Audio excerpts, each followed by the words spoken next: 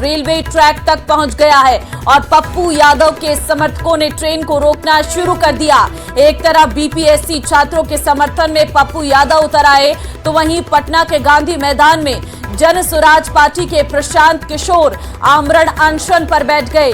यानी बीपीएससी परीक्षा पर अब पॉलिटिक्स तेज हो गई है। तस्वीरें आपके सामने, जहां पर आप देख सकते हैं पप्पू यादव के समर्थकों की ट्रेन रोकने की एक कोशिश। हालांकि पुलिस मौके पर तैनात रही और ऐसे में ट्रेन को यहां से रवाना किया गया। बड़ी खबर, बीपीएससी पर बवाल की ये तस्वीरें लगातार सामने आ रही हैं। क्या बीपीएससी से बिहार का चुनाव सधेगा, ये सबसे बड़ा सवाल उठता हुआ नजर आ रहा है। देखिए, बीपीएससी से अब जो पॉलिटिक्स है वो तेज होती हुई नजर आ रही है। तो फिलहाल आंदोलन की ये तस्वीरें जिसमें हम आपको दिखा रहे हैं कि किस तरीके से बीपीएससी परीक्षा को रद्द करने की मांग की जा रही है और इसको लेकर ये प्रदर्शन जो है वो सड़कों से अब रेल की पटरी तक पहुंच गया है। एक तरफ पप्पू यादव के समर्थक रेलवे ट्रैक पर आ गए हैं, रेल रोकने की कोशिश की जा रही है, तो दूसरी तरफ जन स्वराज पार्टी के समर्थक जो है वो गांधी मैदान में बैठे हैं। 70वीं बीपीएससी परीक्षा रद्द करने की मांग को लेकर पप्पू यादव के समर्थक पटना सचिवालय हॉल्ट पर उतरे हैं। एक तस्वीर आपको दिखाने की कोशिश करेंगे। देखिए किस तरह से पप्पू यादव के समर्थक भारी संख्या में रेल ट्रैक पर उतरे हैं और ट्रेन को इन लोगों ने रोक रखा है। तो वहीं दूसरी तस्वीर जो है, यहाँ पर भारी संख्या में पुलिस बल की तैनाती है और ये जो ट्रेन है वो हॉर्न देते हुए आगे बढ़ने की कोशिश कर रही है। तो वहीं जो पुलिस के जवान हैं वो यहाँ से जो पप्पू यादव के समर्थक हैं उनको हटाने की कोशिश कर रहे हैं। तस्वीरों में भी आप साफ तौर पर देख सकते हैं किस तरह से भारी संख्या में यहाँ पर पप्पू यादव के समर्थक रेलवे ट्रैक पर उतरे हैं और लगातार हंगामा कर रहे हैं। और वहीं एक लोकल ट्रेन जो बक्सर से आती है उसको इन लोगों ने रोक रखा है और ट्रैक पर लगातार हंगामा कर रहे हैं। तो वहीं सामने में भारी संख्या में पुलिस बल की तैनाती है जो उनको यहां से हटाने की कोशिश कर रही है। तस्वीरों में भी आप साफ तौर पर देख सकते हैं।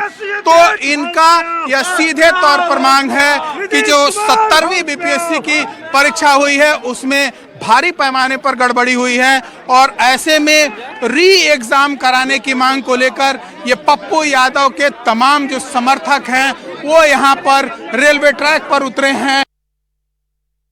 और अब हम आपको 3 तस्वीरें और दिखाते हैं जिसमें बीपीएससी की परीक्षा को लेकर किस तरीके से बवाल मचा हुआ है वो आपको दिखाते हैं। तस्वीरें आप देखिए जरा।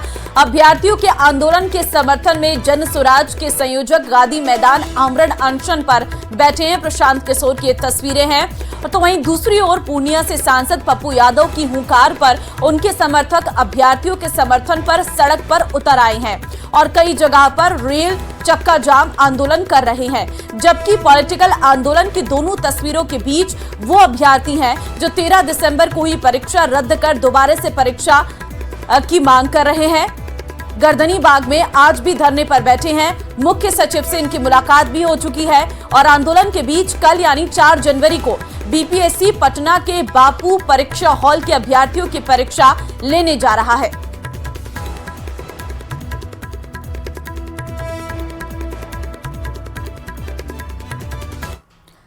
और वहीं प्रशांत किशोर ने बड़ा आरोप लगाया है। उन्होंने कहा कि परीक्षा से मेरा कोई लेना देना नहीं है। आधी से अधिक सीट पहले ही बिक चुकी हैं। परीक्षा लेने से कोई फायदा नहीं है। हर सीट का खुलेआम रेट चल रहा है। तो ये बड़े आरोप जो है वो यहां पर लगाए गए हैं प्रशांत किशोर के द्वारा।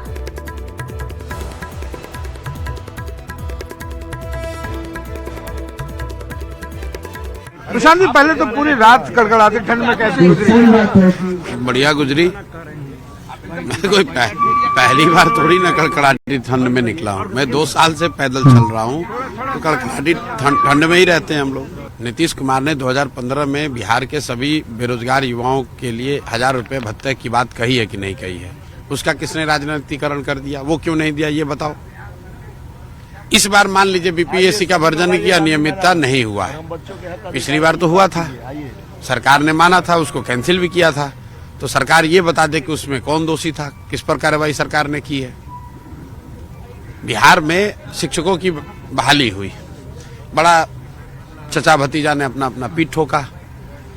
80,000 से ज्यादा बिहार के बाहर के बच्चों को नौकरी मिल गई। बिहार के बच्चे बाहर जाके मजदूरी कर रहे हैं और बिहार में शिक्षकों की जब नौकरी की बहाली हुई तो बिहार दूसरे राज्यों के लोगों को नौकरी मिल गई। क्यों?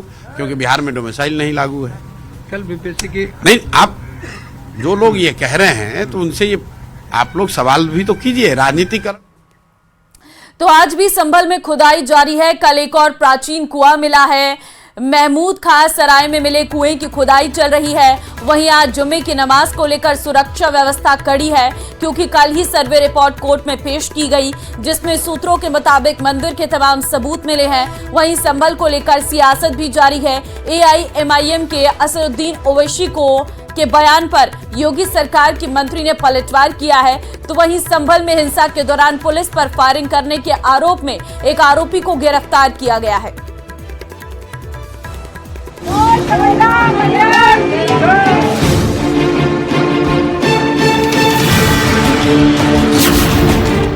संभल में फिर मिले सनातन के सबूत। संभल में फिर मिला एक और प्राचीन कूप। संभल में अब हुए चामुंडा देवी के दर्शन। संभल में सनातन के कितने प्रतीक। ये तस्वीरें संभल के महमूद का सराय इलाके की हैं, जहां बड़ी संख्या में जुटी महिलाओं की मांग है कि उनके प्राचीन मंदिर के दरवाजे उनके लिए खोल दिए जाएं। महिलाओं का दावा है कि यहाँ करीब 150 साल पुराना चामुंडा देवी का मंदिर है, जहां वर्षों पहले उनके परिवार वाले नियमित पूजा पाठ करते थे। लेकिन अब मंदिर पर कब्जा होने की वजह से ना तो वो नियमित पूजा, मंदिर को कब्जा मुक्त कराया जाए ताकि वो और उनके परिवार के लोग फिर से नियमित पूजा पाठ शुरू कर सके। दरअसल महिलाओं की ये मांग अचानक ही नहीं हुई। उसके पीछे की वजह है ये कुआं, जिसकी खुदाई आज की गई। महमूद का सराय इलाके में जहां चामुंडा देवी का मंदिर है, उससे सटा हुआ ही ये कुआं है। स्थानीय लोगों की माने तो इस प्राचीन कुएं पर वो पूजा पाठ करते थे, लेकिन अब इस पर कब्जा कर लिया गया है। इस मामले में जब लोगों ने प्रशासन से शिकायत की तो मामले की जांच में आरोप सही पाए गए। फिर क्या था, शुरू हो गया बुलडोजर एक्शन और अब कुएं की कब्जा मुक्ति के बाद लोग मंदिर को भी कब्जा मुक्त कराने की मांग कर रहे हैं। तो ये जगह उन्होंने बंद कर दी, तो इसीलिए हमें ये पूरा रास्ता चाहिए। तो कैसे आप लोग यहाँ तक पहुँचते थे पूजा करने? ताला लगा रहे हैं। ये हमारा चामुंडा मंदिर प्राचीन मंदिर है, 150 साल पुराना है। ये माता झाड़ियों में से पैदा हुई थी, खुद ही कुदरती निकली है ये, और जब से निकली है, जब से छोटा सा मंदिर बना दिया है और पूजा शुरू हो गई है और अब तक पूजा होती है। हमारे सास ससुर जब से है ना, जब से पूजा होती है यहाँ पे। खैर, चामुंडा देवी मंदिर पर महिलाओं की मांग का क्या होगा ये तो आगे तय होगा, लेकिन नए साल पर इस दौरान मिले शिव और हनुमान मंदिर में भक्तों ने दिव्य पूजा पाठ की, जिसमें बड़ी संख्या में श्रद्धालुओं ने हिस्सा लिया।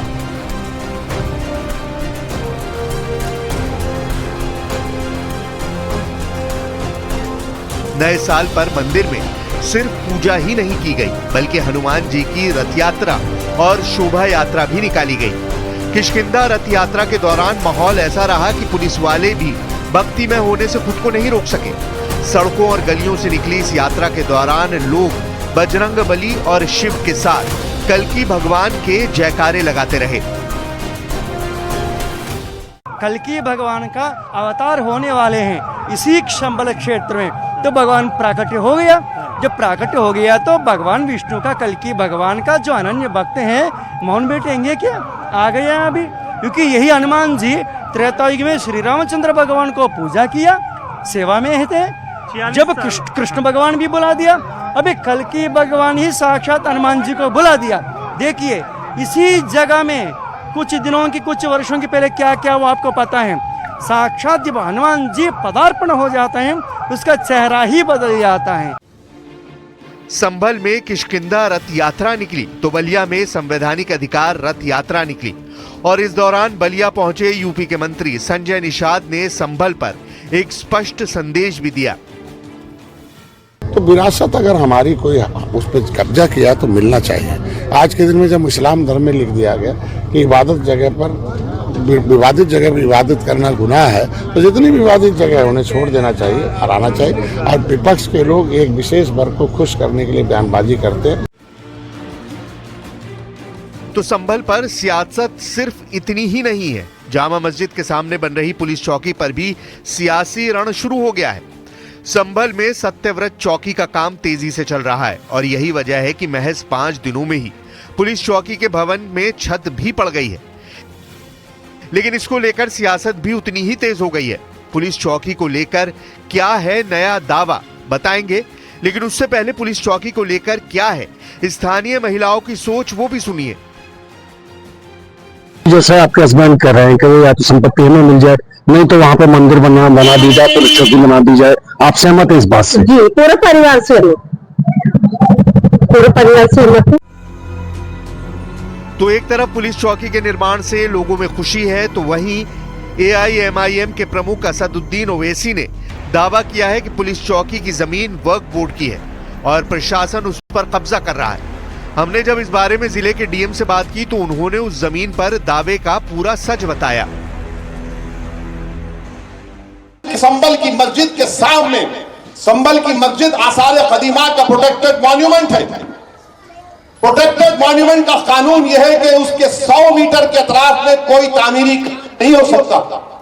यह पार्लियामेंट का कानून है। मगर यह कौन सी संभल की पुलिस है जो आसार कदीमा के प्रोटेक्टेड मस्जिद के 100 मीटर नहीं बल्कि उसके 5 फीट के फासले पर आउटपोस्ट बना रहे हैं और वो आउटपोस्ट वक्फ की जमीन में बना रहे हैं। मुरादाबाद के 39A में वो वक्फ का दर्ज है, सुन्नी वक्फ बोर्ड में दर्ज है, वहां पर संभल की पुलिस बना। सत्यव्रत पुलिस चौकी के निर्माण के क्रम में कुछ दस्तावेज कल हमें मिले, हमने उनका परीक्षण किया। वो दस्तावेज रजिस्टर्ड भी नहीं है और उन दस्तावेजों की जब जांच की गई तो इसमें किसी प्रकार का कोई रकबा, कोई चौहद्दी, उसका वर्णन नहीं है। तो जो प्राइमरीली है उन दस्तावेजों के आधार पे कुछ कहा नहीं जा सकता है और हमने कहा भी है यदि आपके पास और भी कोई दस्तावेज है तो आप लेके आएं, हम नियमानुसार कार्रवाई करेंगे। संभल में सनातन के प्रतीकों के बीच सियासी हलचल लगातार बढ़ रही है। इस बीच संभल में खुदाई के दौरान मिल रही विरासत को संजोए रखने के लिए जीर्णोद्धार का काम भी शुरू हो गया है। अब संभल के यम तीरथ का जीर्णोद्धार करवाया जाएगा। यम तीरथ के लिए प्रदेश सरकार की बंधन योजना के तहत 1,18,00,000 रुपए प्रस्तावित किए गए हैं। इसमें प्रमुख यम तीरथ का जीर्णोद्धार होना है।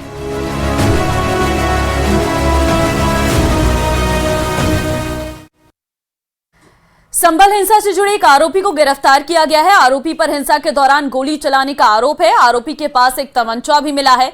24 नवंबर को संभल में हिंसा हुई थी और पुलिस पर फायरिंग की गई थी। संभल के मोहल्ला दीपा सराय के रहने वाले शाजिब उर्फ शहबाज उर्फ चिल्लन पर आरोप है कि उसने गोली चलाई थी और उसके बाद फरार चल रहा था। गुरुवार को पुलिस को सूचना मिली कि वो दिल्ली से संभल आया है और कोर्ट में सरेंडर करने जा रहा है। सूचना पर काम करते हुए पुलिस एक्शन में आई और आरोपी को रास्ते से गिरफ्तार कर लिया। उसके बाद आरोपी शहबाज की निशानदेही पर वो तमंचा भी बरामद कर लिया जिससे हिंसा के दौरान फायरिंग की गई थी।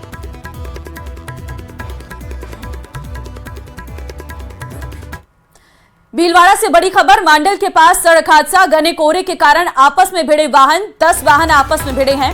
एक ट्रक में लगा था गैस सिलेंडर। दुर्घटना के कारण सिलेंडर में हुआ लीकेज। घटनाक्रम में 4 से 5 लोगों के घायल होने की खबर। पुलिस प्रशासन ट्रैफिक को क्लियर करने में जुटा। तो बड़ी जानकारी आपको दे रहे हैं, 10 वाहन आपस में भिड़े हैं जहां पर एक ट्रक में लगा था गैस सिलेंडर। दुर्घटना के कारण सिलेंडर में लीकेज हुआ है। बड़ी जानकारी आपको हम दे रहे हैं जहां पर घटनाक्रम में 4 से 5 लोगों के घायल होने की खबर भी सामने आई है। तस्वीरें आपके सामने, सभी घायलों को अस्पताल पहुंचा दिया गया है। सुबह घने कोहरे के कारण मांडल के निकट अजमेर भीलवाड़ा हाईवे पे भीषण हादसा हुआ है और मैं आपको दिखाना चाहूंगा कि लगातार लंबी कतारें वाहनों की लगी हुई है और ये जो ट्रक है ये भिड़ा है और ये वो सिलेंडर है जिसमें लीकेज हो चुका है, ये गैस सिलेंडर है जिसमें लीकेज हो गया है। कहीं ना कहीं प्रशासन अलर्ट मोड पर है, फायर ब्रिगेड की टीमों को भी बुलाया है, यहाँ पे जो कई अनहोनी ना हो उसको देखते हुए अलर्ट मोड पर है। मैं आगे से दिखाना चाहूंगा कि देखिए किस प्रकार से प्रशासन अपनी पूरी कार्रवाई कर रहा है, और ये जो ट्रक है हो सकता है इससे बड़ा हादसा हो जाए, इसको हटाने का लगातार प्रयास किया जा रहा है। इसके आगे पहले एक ट्रक था, एक 4 व्हीलर थी, उसे हटा दिया गया है। और हमारे साथ मेगा गोयल है, डिप्टी है, खुद मौके पे हैं। मुख्य रूप से पहले इस ट्रक को हटाने की कोशिश की जा रही ताकि अगर गैस का रिसाव हो, किस प्रकार चिंगारी हो जाए, आग जमी ना हो। मैडम, सबसे पहले इसको हटाने का प्रयास किया जा रहा है ताकि कोई बड़ा हादसा ना हो। जी बिल्कुल, इसमें एक फ्यूल टैंक है छोटा सा जिसमें हल्का हल्का रिसाव है। वैसे तो ये खुला हुआ है, कोई दिक्कत वाली बात नहीं है, फिर भी एहतियात के तौर पर हमने फायर ब्रिगेड मंगाई हुई है और इसको जल्दी ही हटा रहे हैं ताकि कोई भी तरह की खतरे की संभावना नहीं हो। बाकी आप देख रहे हो लगातार जाम लगा हुआ था जिसको खोलने की कोशिश की जा रही है। जो व्हीकल डैमेज है उनको हटा रहे हैं और जल्दी ही ये जाम खुल जाएगा। खुद मेगा गोयल डिप्टी जो है इस स्थान से इस ट्रक को हटाने का सबसे पहले प्रयास किया जा रहा है। मेरे उल्टे हाथ की तरफ आप देख सकते हैं किस प्रकार से जो वाहन है पूरी तरह क्षतिग्रस्त हो चुके हैं और लगातार क्रेनें हैं यहाँ पे लाई जा रही है इन वाहनों को हटाने के लिए। दोनों तरफ जाम लग चुका है और पुलिस प्रशासन अलर्ट मोड पर है। एसपी धर्मेंद्र सिंह यादव के दिशा निर्देश में लगातार मॉनिटरिंग की जा रही है और जो ट्रैफिक व्यवस्था है उसको सुचारू करने का प्रयास किया जा रहा है। कोई बड़ी जनहानि नहीं हुई है, भगवान का शुक्रिया अदा है, पर ये जो गैस रिसाव हो रहा है इसको सबसे पहले यहाँ से हटाया जा रहा है। वीडियो जर्नलिस्ट अंकुश सनाटी के साथ राहुल कौशिक, न्यूज 18 भिलवाड़ा। दौसा से बड़ी खबर है, सीएमएचओ कार्यालय की संपत्ति होगी कुर्क। सीएमएचओ कार्यालय की संपत्ति कुर्क करने पहुंची कोर्ट की टीम। नसबंदी फेल होने के बाद कोर्ट ने ये आदेश दिए हैं और 50,000 तक की संपत्ति कुर्क करने के आदेश दिए हैं। लालसोट अस्पताल में नसबंदी फेल होने के बाद लगाई गई थी याचिका। कोर्ट ने पीड़िता को 40,000 रुपये अदा करने के दिए थे आदेश। रुपये नहीं देने पर कोर्ट की अवमानना मानते हुए अब कुर्की के आदेश जारी कर दिए गए हैं। तो बड़ी खबर आपको दे रहे हैं, सीएमएचओ कार्यालय की संपत्ति जो है वो कुर्क होगी। रुपये नहीं देने पर कोर्ट की अवमानना, अब कुर्की के आदेश जारी कर दिए गए हैं। सीएमएचओ कार्यालय की संपत्ति कुर्क करने कोर्ट की टीम पहुंची है। नसबंदी फेल होने के बाद कोर्ट ने आदेश दिए थे और 50,000 तक की संपत्ति कुर्क करने के आदेश दिए गए। लालसोट अस्पताल में नसबंदी फेल होने के बाद याचिका लगाई गई थी। कोर्ट ने पीड़िता को 50,000 रुपये अदा करने के निर्देश दिए थे। सीएमएचओ कार्यालय में कुर्की के लिए न्यायालय की टीम पहुंची है। सीएमएचओ खुद 11 बजे तक मौजूद नहीं है, लेकिन 50,000 रुपए तक की संपत्ति कुर्क करने के एक आदेश लेकर न्यायालय की टीम पहुंची है। पहले नसबंदी फेल होने के मामले में 40,000 रुपए अदा करने के आदेश दिए थे, लेकिन जब 40,000 रुपए अदा नहीं हुए तो अवमानना लगी और कोर्ट ऑफ कंटेम्प्ट मानते हुए अब न्यायालय ने आदेश दिया कि 50,000 रुपए तक की संपत्ति को कुर्क किया जाए। क्या आदेश है और किस प्रकार की कार्रवाई के लिए आए हो? श्रीमती गुड्डी देवी ने कोई नसबंदी करवाई थी तो वो नसबंदी फेल हो गई, तो उसमें माननीय न्यायालय स्थायी लोक अदालत ने अवार्ड पारित किया था 17,000 रुपए का, जिसमें से 30,000 रुपए तो गवर्नमेंट सीएमएचओ ऑफिस से परिवार कल्याण से दे दिए गए, उसको 40,000 रुपए बकाया है उसके। तो 40,000 रुपए जब उसको नहीं मिले तो उसने अवमानना लगाई इजराय मुंसिफ कोर्ट दौसा में, और वो ब्याज समेत आज की तारीख में 45,214 रुपए हो गए। तो कोर्ट का ये आदेश है कि भाई 45,214 रुपए की वसूली के लिए सीएमएचओ ऑफिस का कोई ऐसा अच्छा एक या दो जो भी सामान हो वो कुर्क कर लिया जाए ताकि वो वसूली होकर उसको भुगतान किया जा सके। अगर यहाँ अधिकारी नहीं आए तो फिर क्या प्रक्रिया अपनाओगे? अधिकारी से मोबाइल पर वार्ता हुई है तो उन्होंने कहा है कि मैं तो थोड़ा और लेट आऊंगा। मैं डिप्टी सीएमएचओ है श्री महेंद्र गुजर जी, उनको भेज रहा हूँ, तो उनकी इंतजार में ही हम बैठे हुए हैं। यदि वो नहीं आते हैं तो फिर यदि वो नहीं आते हैं तो उच्च अधिकारियों के मार्गदर्शन में अग्रिम कार्रवाई की जाएगी। बिल्कुल इंतजार किया जा रहा है। अधिकारियों को 50,000 रुपए तक की संपत्ति कुर्क करने के आदेश मिले हैं। उसके बाद में सीएमएचओ कार्यालय में जो भी 50,000 की संपत्ति के लायक जो भी सामान होगा उसे कुर्क किया जाएगा। फिलहाल सीएमएचओ और डिप्टी सीएमएचओ को इंतजार किया है। दोनों अधिकारी चैम्बर में नहीं है और जो न्यायालय से जो टीम आई है वो लगातार इंतजार कर रही है और उसके बाद में कुर्की की कार्रवाई की जाएगी। आशीष शर्मा, न्यूज 18 दौसा। और इस वक्त की बड़ी खबर है, अमेरिका के कैलिफोर्निया में प्लेन क्रैश हुआ। एक इमारत की छत से टकराया प्लेन, हादसे में 2 लोगों की मौत, 18 लोग घायल। बड़ी खबर आपको दे रहे हैं। एक बार फिर से अमेरिका के कैलिफोर्निया में इस तरीके का बड़ा हादसा देखने को मिला। एक इमारत की छत से प्लेन टकराया है। बड़ी खबर आपको दे रहे, तस्वीरें जरा आप देखिए। ये है वो प्लेन जो एक इमारत की छत से टकराता है, उसके बाद उसमें आग लग जाती है। एक इमारत की छत से ये प्लेन टकराया है, 2 लोगों की मौत हो गई है, 18 लोग इसमें घायल बताए जा रहे हैं। अमेरिका की कैलिफोर्निया में ये प्लेन क्रैश की घटना सामने आई है। बड़ी जानकारी इस वक्त आपको दे रहे हैं। अमेरिका में प्लेन क्रैश की ये घटना, तस्वीरें आपके सामने है जहां आप देख सकते हैं एक इमारत जिस पर अचानक से जाकर प्लेन क्रैश हो जाता है, टकरा जाता है और उसके बाद उसमें आग लग जाती है। इसमें एक की मौत अभी तक बताई जा रही है। तो फिलहाल हादसे की जांच की जा रही है कि आखिर किन वजहों से ये हुआ है। 2 लोगों की मौत हुई है, 18 लोग इसमें घायल हुए हैं। जम्मू कश्मीर में सीमा पार से घुसपैठ की साजिश का बड़ा पर्दाफाश हुआ है। सर्दियां बढ़ने के साथ ही सीमा पार मौजूद आतंकियों और पाकिस्तान की खुफिया एजेंसी ISI भारत में घुसपैठ की साजिश रच रहे हैं। न्यूज 18 को मिली एक्सक्लूसिव जानकारी में पता चला है कि पाकिस्तान की खुफिया एजेंसी ISI, वहां की आर्मी और आतंकियों ने मिलकर एक हाई लेवल मीटिंग की गई, जिसमें जम्मू कश्मीर में घुसपैठ की प्लानिंग भी हुई। इसी बीच पाकिस्तान ने 300 कमांडो को POK के हजीरा इलाके में तैनात किया। इतना ही नहीं, वहां से सामने आई तस्वीरों में कई आतंकी भी दिखाई दिए जो ड्रोन और हथियारों के साथ रेकी करते दिखे हैं।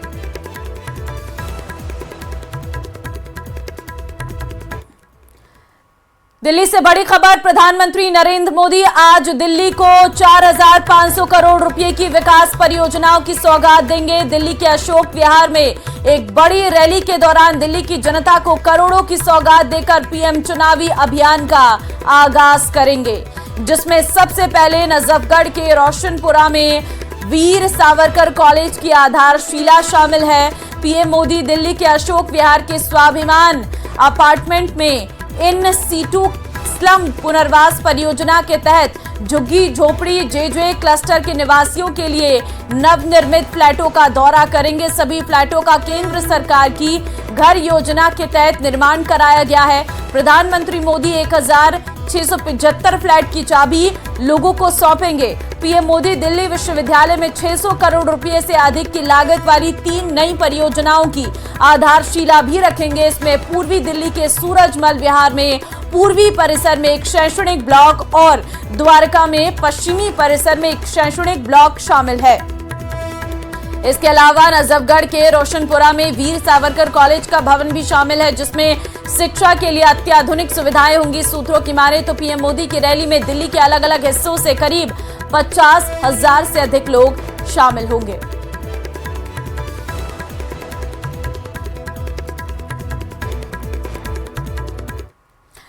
मुंबई के धारावी से बड़ी खबर है, बेकाबू ट्रक ने कई गाड़ियों को रौंदा है। बेकाबू ट्रक की चपेट में आई है कई गाड़ियां, सड़क किनारे खड़ी कई गाड़ियां नाले में गिरी है।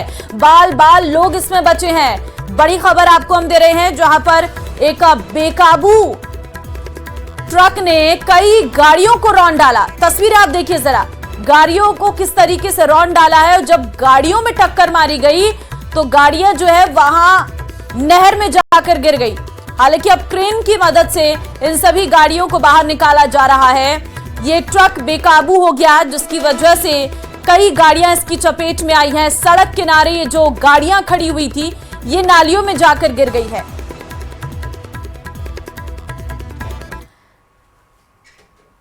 अलवर से बड़ी खबर है, नौगावा में 2 पक्षों में झगड़ा हुआ है। मुबारकपुर ग्राम पंचायत में पुरानी लड़ाई को लेकर यह विवाद हुआ। एक पक्ष ने दूसरे पक्ष पर लाठी, फरसी, कुल्हाड़ी से हमला किया। राय सिख समाज ने 25-30 लोगों के घरों में घुसकर तोड़फोड़ की। 2 महीने पहले किसी बात को लेकर विवाद हुआ था। पुलिस मारपीट करने वाले लोगों को कर रही है चिन्हित। मौके पर भारी पुलिस फोर्स तैनात किया गया है। तो नौगावा में 2 पक्षों में झगड़े का एक पूरा मामला। एक पक्ष ने दूसरे पक्ष पर लाठी, फरसी, कुल्हाड़ी से हमला किया है। राय सिख समाज के 25-30 लोगों के घरों में घुसकर तोड़फोड़ की गई है। 2 महीने पहले किसी बात को लेकर विवाद हुआ था। नौगावा में 2 पक्षों में झगड़ा हुआ है। पुलिस मारपीट करने वाले लोगों को चिन्हित कर रही है।